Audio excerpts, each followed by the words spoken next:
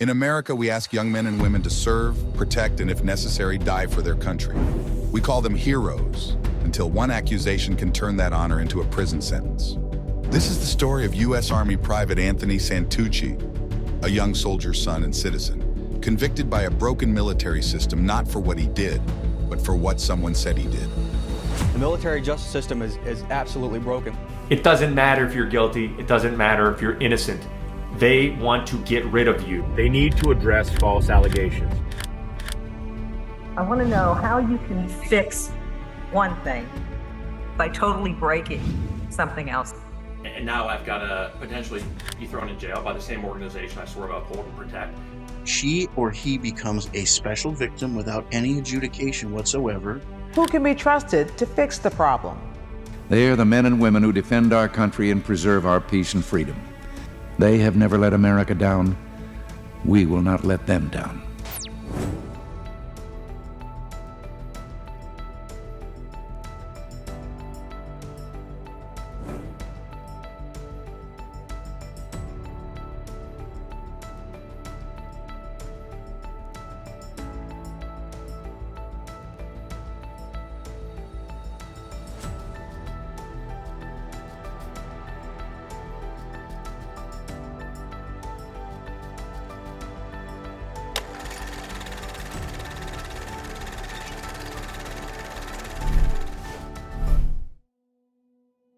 Anthony Santucci dreamed of the Army since childhood, raised in a proud military family. His father served. His uncles were Marines and airmen.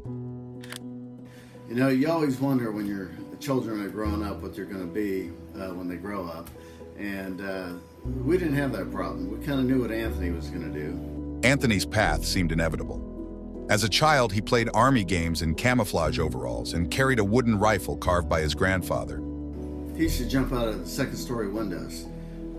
He used to jump off the top of garages, then roll on the ground. Well, he's done that his whole life. I mean, he's done crazy stuff like that. So we kind of figured he may end up in the Army or something like that. And he was respectful, kind, a good student, and beloved by all who knew him. All of his life he wanted to be in the Army, and he wanted to be the Airborne Infantry. He went down to the recruiter's office, and then when he was at the recruiter's office, he tried to get into the Airborne division, but he couldn't because they weren't taking anybody at that time. They told Anthony, in the meantime, they said, you know, how would you like to train with us?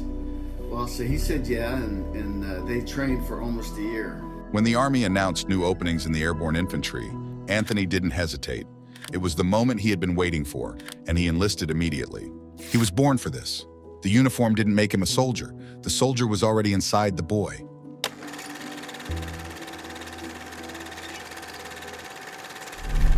Sexual assault is generally defined as the unlawful sexual touching or sexual contact with another person. To combat the crisis of sexual harassment and assault in the ranks, the Army introduced the Sexual Harassment, Assault Response and Prevention Program. Its mission? To eliminate sexual offenses through education, prevention, and accountability. But over time, this noble mission has been weaponized. The intentions were righteous. The results? Often reckless. Elizabeth Coast is going to jail for telling a lie that sent a man to prison for 4.5 years. How hard is it for a defendant to get a good investigation of their side of the story, of the truth, basically? Through the military? Yeah. That's impossible. The woman eventually admitted she made the whole thing up. The prosecution of sexual assault is just rampant in the military. With Congress and the military senior leadership, they've cast this incredibly broad net out there. And there's several problems with the SHARP program. That this program reverses the sacrosanct presumption of innocence. In other words, you are presumed innocent. However, upon mere accusation nowadays in the military, where a person alleges sexual assault, she or he becomes a special victim without any adjudication whatsoever. I hear words like, always believe the victim. Well, I am the victim, and the military helped make it so. Following decades of underreporting and command cover-ups, public pressure mounted. Congress demanded reform. Army leadership responded with hardline measures. Combating sexual assault and sexual harassment within our ranks is our #1 priority. Making accusations stickier, investigations quicker, and convictions easier. Unwanted sexual contact is everything from somebody looking at you sideways when they shouldn't, to someone pushing you up against the wall and brutally raping you. The burden of proof lowered. The presumption of innocence erased. Not every single commander can distinguish between a slap on the ass and a rape. 40% of the military cases that are being tried, 40% of those are for falsely accused unjustly and convicted. In military courts, I think we're in a battle right now where I am very fearful the rights of the accused are going to be forgotten.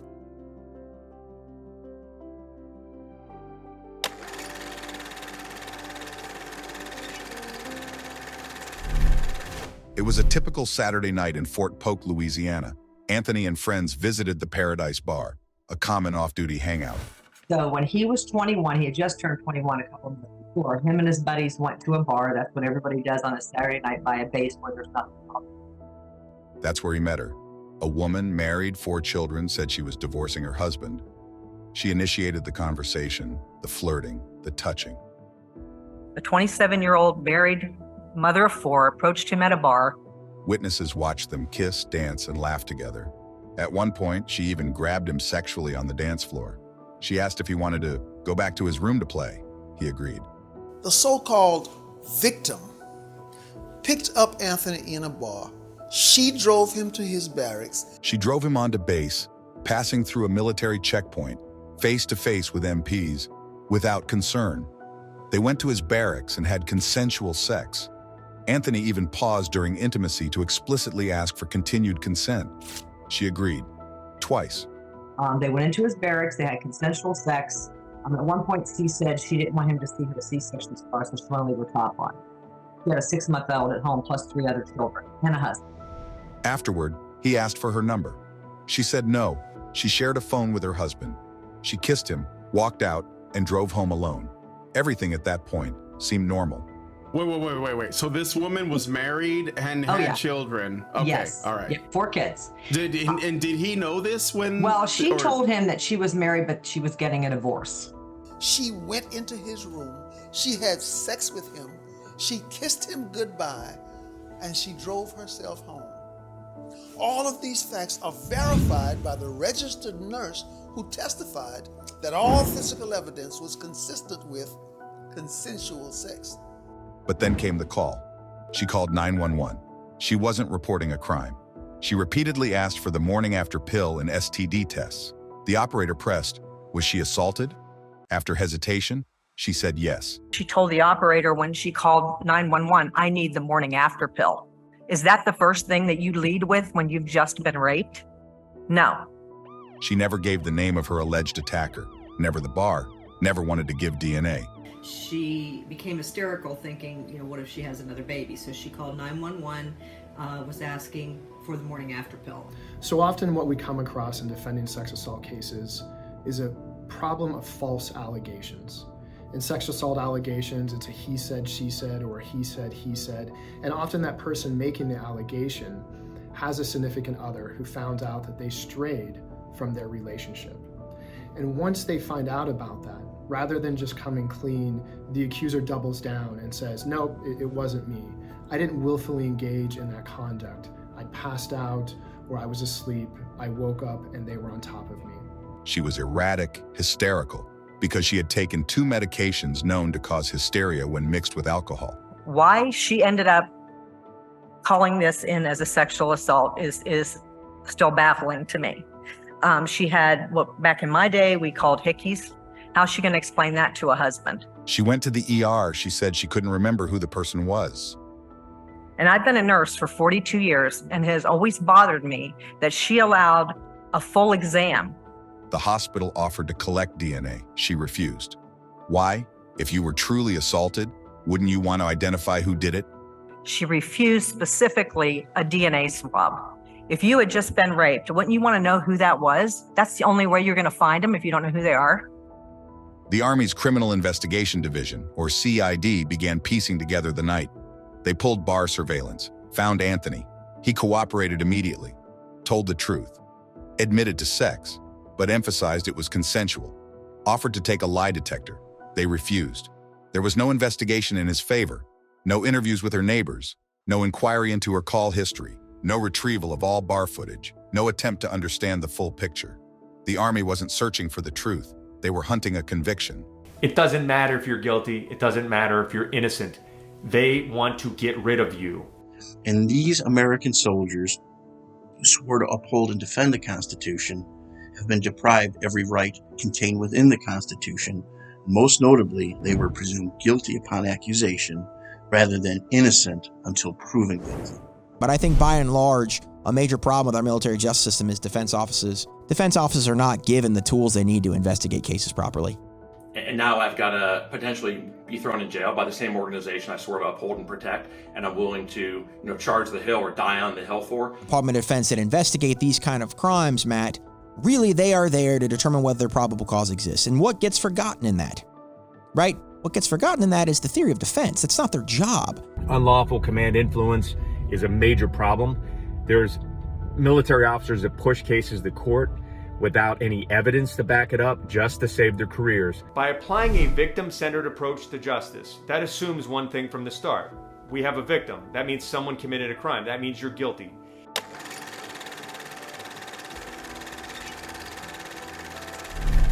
March 2014.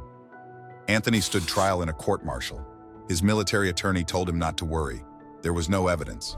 At most, a slap on the wrist for adultery, despite Anthony not being married. He was wrong. The trial lasted 2 days. The jury, 4 had personal ties to sexual assault victims. 3 were from his own chain of command. 1 had a pending case being prosecuted by the same prosecutor. When we go in front of a jury, their true bias starts leaking out. They have this inherent bias that you did something wrong, otherwise you wouldn't be sitting there. This wasn't impartiality. It was a stacked deck. Worse, the judge allowed an unconstitutional standard of proof. Instead of requiring guilt beyond a reasonable doubt, the jury was told to convict based on a preponderance of the evidence, just 51% certainty. In Santucci, there is a case on all fours, which means it is directly relevant and related, from the 10th Circuit, the court sitting above the Kansas District Court, which states that if you provide a faulty jury instruction to the members of a jury in the contested part of a court-martial, and that instruction about reasonable doubt is inaccurate, then the accused is entitled to habeas corpus relief. That's precisely what happened in Anthony's case. Even though the defense counsel asked the military judge for an instruction on Anthony's reasonable mistake, in other words, mistake of fact as to consent, there were 15 to 17 points of evidence that were introduced at trial that justified giving the mistake of fact instruction to the jury. And had the jury believed that Anthony himself reasonably believed that the victim consented to intercourse, and that belief, Anthony's belief, was objectively reasonable, that was a complete defense to all of the sexual allegations in this case. But the jury never knew that they could send him home. The jury never knew that they could acquit him and find him not guilty based upon that, because the judge wrongfully and unconstitutionally refused to tell the jury that that affirmative and complete defense to the allegations in this case existed and was potentially meritorious to send Anthony home. The Constitution requires near certainty. They convicted on a coin flip. Anthony was sentenced to 20 years in Fort Leavenworth. Anthony was 22. Anthony missed 11 birthdays. His family, heartbroken, turned to rage. They pored over the trial transcripts and were appalled. Evidence was missed. Key questions were never asked.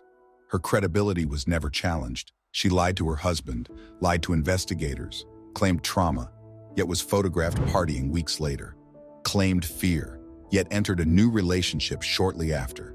None of this made it to court.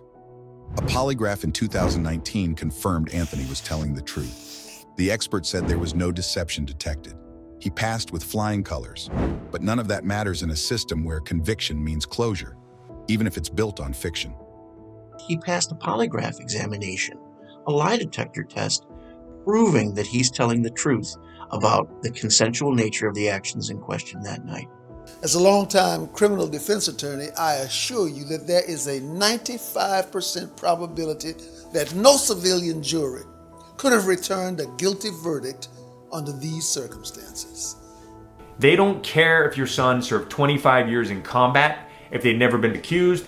Anthony's case isn't unique. Dozens of soldiers across the country, young, ambitious, innocent, have been swept into the same broken pipeline. How many other former military men were treated just like me, and how would you feel if you were forced unjustly to become a sex offender? Why? Because political pressure demands convictions. Because SHARP statistics must improve. Because military careers now hinge on zero tolerance, not balanced justice. But justice without due process is injustice.